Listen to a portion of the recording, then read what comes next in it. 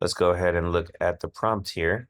Based on the text, how would text 2 characterize the conclusion in text 1?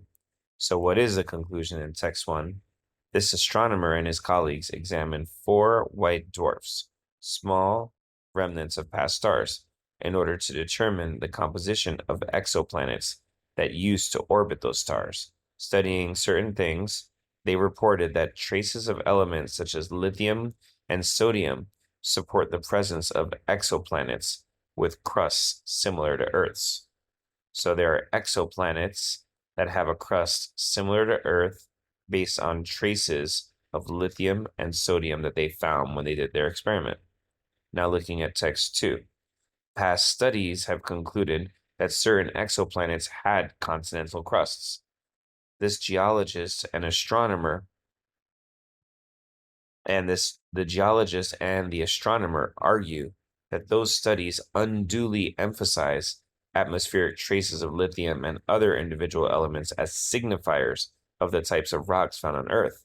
The studies don't adequately account for different minerals made up of various ratios of those elements and the possibility of rock types not found on Earth that contain those materials. So it's wrong to find certain minerals, certain elements, and to say that that supports the presence of exoplanets that are similar to Earth, because that's not paying enough attention to the ratios of those elements. So just because you're finding them is not enough. They have to be in the right ratios according to text 2.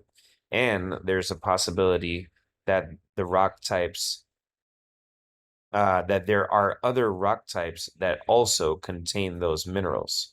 So maybe it was just suggesting that it was a little simplistic to say that just because there's lithium and sodium, that those exoplanets sort of match Earth.